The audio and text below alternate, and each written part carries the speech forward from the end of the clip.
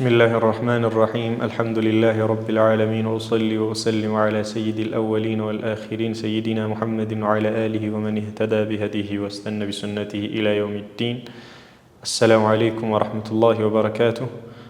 ክፍል 2 የፊቅህ ትምህርታችን እንደቀጠለ ነው። ዛሬ የምንነጋገረው ርዕሳችን ስለ እቃዎች ይሆናል።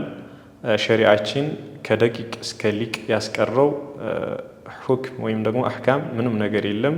ሁሉንም ገልጾ ያብራራ ሸሪዓ ነው ማለት ነው። እቃ በምን አይነት እቃዎች መጠቀም እንዳለብን የሚገልጽ ነው። በማንኛውም እቃ መጠቀም እንችላለን። ከወርቅና ከብር ከሁለቱ ነገራቶች ከተሰሩ እቃ ውጭ በሌሎቹ መጠቀም ይቻላል። ለምሳሌ በአልማዝ እቃ ሊሆን ይችላል። በተለያዩ ውድ የሆኑ ነገራቶችን መጠቀም እንችላለን። ምክንያቱም የተከለከልነው በወርቅ እቃና በብር እስከሆነ ድረስ በሌሎቹ የተፈቀደ ይሆናል ማለት ነው። ረሱል ሰለላሁ ዐለይሂ ወሰለም በብርና በወርቅ እንዳንጠቀም ከልክለዋል ማለት ነው። ረሱል ሰለላሁ ዐለይሂ ወሰለም እንደሚከተለው ይላሉ። በብርና በወርቅ እቃ አጠጡ፣ እንደዚሁም ከነሱ በተሰሩ መመገቢያ ትሪዎች ሊሆን ይችላል፣ ሳህኖች ሊሆን ይችላል፣ በእነሱም አትመገቡ። እነዚህ መገልገያዎች ሙስሊም ላልሆኑ ሰዎች ነው በዱንያ ላይ፣ ለእኛ ሙስሊም ለሆን ነው ደግሞ በቀጣዩ ዓለምና በዘወታሪው ዓለም የኛ ነው ብለው ረሱል ሰለላሁ ዐለይሂ ወሰለም ገልጸዋል ማለት ነው። ስለዚህ ቀጥታ የተከለከልናቸው ስለሆኑ መጠቀም አይቻልም ማለት ነው። ማንኛውም ሙስሊም ከነዚህ እቃዎች ሊቆጠብና ሊርቃቸው ይገባል። ሌላኛው የመጸዳጃ ቤት ስርዓትን በተመለከተ ይሆናል የምናነሳው ነጥብ። መጸዳጃ ቤት የተለያዩ የሆኑ ስርዓቶችን ዲነል ኢስላም አዘጋጅቷል፣ አስተምሯል።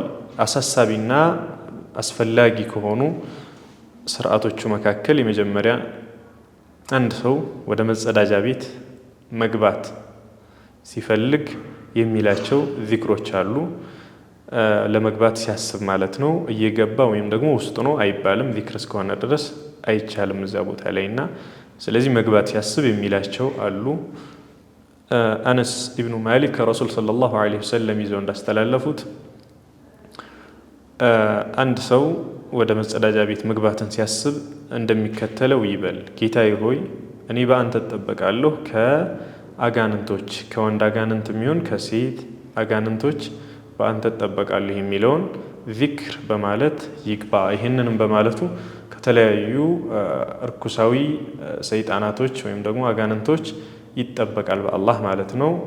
ምንም አይነት መጥፎ ነገር አያጋጥመውም ማለት ነው። ብዙ ጊዜ መጸዳጃ ቤት ውስጥ የተለያዩ እንደዚህ የማይታዩ አጋንንቶች እና የተለያዩ መንፈሳዊ አስጨናቂ ነገሮች ይኖራሉ ተብሎ ስለሚታሰብና ስለሚኖሩም እነዚያን ነገራቶች ለማስወገድና ከነሱ ለመጠበቅ ይህን ዚክር ማለት ይኖርብናል ማለት ነው። በምንወጣ ጊዜ ጉፍራነክ ወይም ደግሞ ጌታዬ ሆይ ማህርታህን የሚለውን 2 ጊዜ ማለቱ የተወደደ ነው ማለት ነው። ሶስተኛ መጸዳጃ ቤት ከምንተገብራቸው ስርዓቶች የእግራግርን በማስቀደም መግባት፣ በምንወጣ ሰዓት ደግሞ የቀኝ እግራችንን በማስቀደም መውጣት፣ ይህ የተወደደ የመጸዳጃ ቤት ስርዓት ነው ማለት ነው። መጸዳጃ ቤት ስርዓት ተብሎ ከምንማራቸው መካከል ኢስቲንጃ ወይም ደግሞ በምንጸዳዳ ሰዓት በግራ እጅ መሆን አለበት፣ በቀኝ እጅ አይቻልም ማለት ነው። መጸዳጃ ቤት የሚጠሉ ነገራቶች ደግሞ አሁን ስርዓቶቹን ጠቅሰናል።